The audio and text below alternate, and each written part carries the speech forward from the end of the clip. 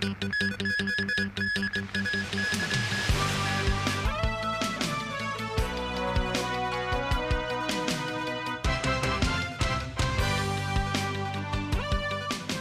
and welcome to TVB News. Hong Kong reported 3,283 new COVID infections today, including 111 imported cases. 20 more patients succumbed to the virus. And starting tomorrow, no more mandatory isolation orders for COVID patients. The hospital authority has urged infected people with mild symptoms to consider consulting private doctors instead. Christy Khan reports. The hospital authority earlier announced some adjustments to align with the government's latest policy, the scrapping of mandatory isolation orders for COVID patients from January 30th.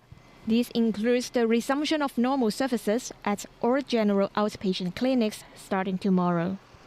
High-risk patients infected with the coronavirus can make a booking for consultation service at the clinics via the hospital authority's HA Go mobile app or service hotline. At the same time, some of the authorities' services such as remote consultation will be suspended. And the authorities suggest that patients with mild symptoms consult private medical practitioners who can prescribe antiviral drugs so as to alleviate pressure on public hospital emergency departments and general outpatient clinics. However, not all private clinics or hospitals welcome COVID patients showing up in person. Hong Kong Sanatorium and Hospital, a local private hospital, says it will provide remote consultation and antiviral drugs delivery services for COVID patients. It also says patients will be arranged to stay at a designated place to have remote consultation if they go to the hospital. The Hong Kong Baptist Hospital, meanwhile, suggests that infected people should go to public hospitals instead. The Hong Kong Medical Association says the city has enough capacity to handle the current COVID situation, adding that Hong Kong has more than 4,000 private medical practitioners. But the group suggests patients should make an appointment before going to the private clinics. In order to reduce the risk of transmission inside the clinics, the president of the association, Chen Chi-man, says COVID patients may have to wait outside the premises to minimize contact with others. Also, he reiterated that private doctors and hospitals cannot charge eligible residents any fees for the COVID-19 oral drugs if the medicines are supplied by the hospital authority. Christy Khan, TVB News. China has resumed the issuing of ordinary visas for Japanese citizens traveling to the country. The move is expected to ease a diplomatic row. The Chinese embassy in Tokyo announced that effective today, the embassy and Chinese consulates in Japan will resume the issuance of ordinary visas for Japanese citizens. Earlier this month, China stopped issuing visas for Japanese nationals after Japan toughened COVID-19 border control rules for travelers coming directly from China. This after Beijing ended its nationwide zero COVID policy. Japan later lodged a protest to China over the suspension of visas. And Iranian state media reported that a loud explosion at a military plant in Iran's central city of Isfahan was caused by an unsuccessful drone attack. The announcement came amid heightening tensions with archenemy Israel over Tehran's nuclear program. The blast happened at an ammunition factory in Isfahan, and no casualties were reported. The factory was said to have suffered minor damage. Separately, Iran's state TV said a fire broke out at an oil refinery in an industrial zone near the northwestern city of Tabriz. It said the cause of the fire was not yet known, as it showed footage of firefighters trying to extinguish the blaze. Tabriz is some 520 kilometers northwest of Tehran. Russia has accused Ukraine of deliberately targeting a hospital in the Donetsk region, killing 14 people and injuring many others. Ukraine, meanwhile, said a Russian attack, also in Donetsk, killed 3 civilians and destroyed apartment buildings. With Western allies ready to send main battle tanks to Ukraine, reports are emerging that Kyiv is also seeking military aircraft.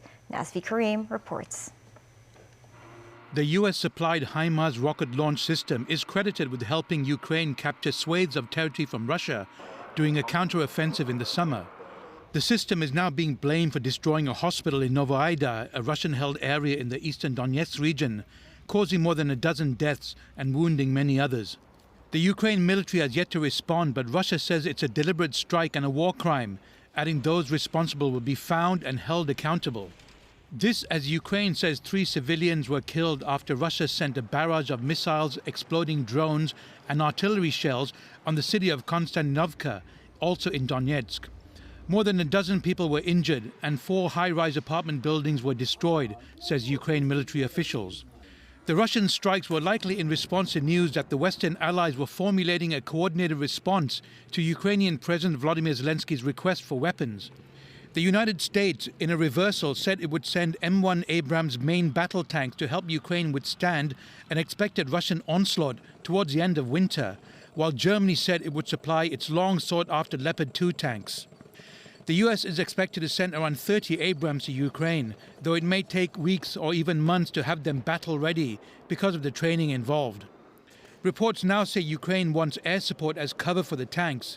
Zelensky advisor Mikhailo Podolyak said Kiev and its allies are in fast-track talks for long-range missiles and military aircraft.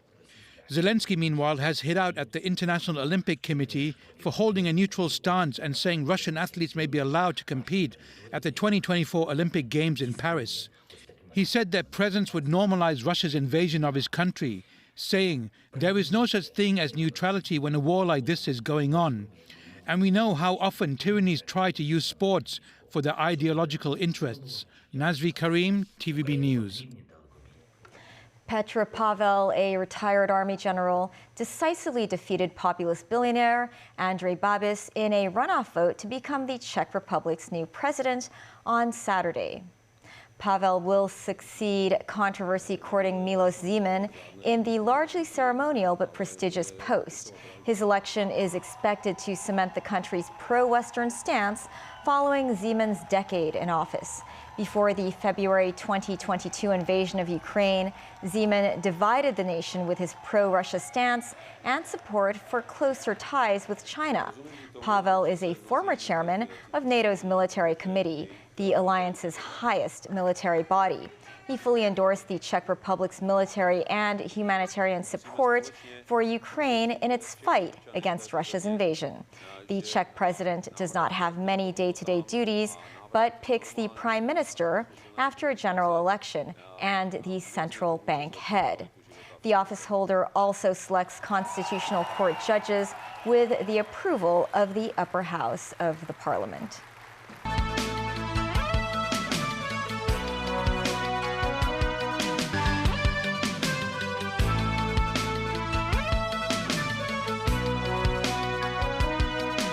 Welcome back. Former U.S. President Donald Trump kicked off his 2024 White House bid on Saturday with stops in New Hampshire and South Carolina. The events in the early voting states mark the first campaign appearances since he announced his latest run more than 2 months ago. This report from NBC News. Former President Trump hitting the campaign trail for the first time today. The GOP presidential contest 1 year away. This is about the beginning, you know, this is it. We're starting right here. The former president kicking off his comeback effort with stops in 2 key early voting states. I'm thrilled to be back in this beautiful state. South Carolina picks president. The visits not his traditional mega rallies. But before this weekend, Trump had not held a single campaign event outside of Florida since announcing his 2024 campaign. I'm more angry now and I'm more committed now than I ever was because despite the multiple investigations into his family's corporation and his actions as president after the 2020 election, Trump remains the only major GOP candidate. A Morning Consult poll shows Trump nationally leading sizably in hypothetical matchups, but a poll of New Hampshire Republicans is giving DeSantis the edge in that early state. And in South Carolina, 2 notable absences from Trump's event. South Carolina Senator Tim Scott and former Governor Nikki Haley, both considering challenges to Trump. Can I be that leader? Yes, I think I can be that leader. Is there a chance you'd vote for a Republican that is not Trump next year? There is a chance. It's a short list, though. I would love to see a Trump DeSantis ticket. So Trump is your absolute number one? Of course. No questions asked. Donald Trump also commented on the Russian invasion of Ukraine while speaking on the campaign trail in New Hampshire. My personality kept us out of war. And I told you before, it would have never happened with Russia, would have never gone in, Putin would have never, ever gone in. And even now, I could solve that in 24 hours. It's so horrible what happened. And back here at home, ahead of his budget next month, Financial Secretary Paul Chan today said it may be inevitable for the government to cut some relief measures, citing an expected fiscal deficit of more than $100 billion by the end of this financial year. Christy Khan reports.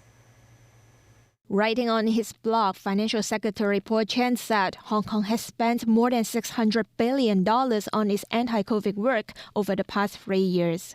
He expects the government to see a deficit of more than $100 billion in this fiscal year, adding that fiscal reserves are expected to drop to about $800 billion at the same time. The finance chief warned that the government may have to roll back some relief measures in the next financial year. However, he said the adjustments will not take place in one go, adding that the government is still closely monitoring the city's pace of economic recovery after dropping most of its COVID restrictions. And he gave assurance that the government will try to minimize the impact on the underprivileged groups despite a possible shift in fiscal policies in the future. Yesterday, Chan didn't give a clear response on whether the government will dish out another round of consumption vouchers in the next budget. Speaking on a radio program today, Executive Council convener Regina Eve said it is no longer necessary for the government to give out consumption vouchers. This as the local economy is in recovery mode. However, a local organization which assists the underprivileged today emphasized that low-income groups need help, despite any economic rebound, noting that dishing out consumption vouchers won't alleviate their financial burden. A survey conducted by the group shows that 90% of some 1,000 respondents expected cash handouts rather than consumption vouchers. Because they think it's more feasible for them to use of the consumer voucher, and then many of them, they have difficulty to pay for their rent or the electricity, water charge, this kind of bill, and so they think it's more useful there. And besides that, the rent and the electricity fee is they must still pay, and so they need to try the way to find the money to pay. This is the concern of the grassroots people. Meanwhile, the group also suggested the government introduce a windfall tax to increase its revenue so that more resources can be spent on improving the city's housing and healthcare problems. Christy Khan, TVB News. The Winghin Factory building in Sanpo Kong, where a number 3 alarm fire broke out yesterday and burned for almost 15 hours, has not yet been unsealed. Many firemen entered the building in the morning to continue their investigation alongside some personnel from the building's department. The fire broke out in an electronic parts warehouse on the 9th floor. The blaze was largely extinguished by 8 p.m. last night. Some tenants of the building planned to go inside and calculate their losses, but they were not permitted to do so. The Fire Services Department had earlier said the cause of the fire was still unknown and the building's fire alarm system was not functioning properly. The cold weather warning is still in force. Some residents went to Tai Mo Shan early this morning to watch the sunrise while hoping to catch a rare sight, frost. Temperatures in the urban areas dropped to 10 degrees Celsius in the morning and a few degrees lower in the New Territories. The observatory issued a frost warning yesterday, the first one this year. On Tai Mo Shan, the highest point in Hong Kong, the wind was fairly mild in the early morning and the lowest recorded temperature was 1 degree Celsius. Some people decided to watch the sunrise and the sea of clouds, but they failed to see any frost. At 4:30 p.m., the observatory issued another frost warning. It said the weather will be dry tomorrow with a chilly morning, but the temperatures are set to rise in the next 2 or 3 days. That's the news. Thanks for watching. Pearl Magazine is up shortly. See you then.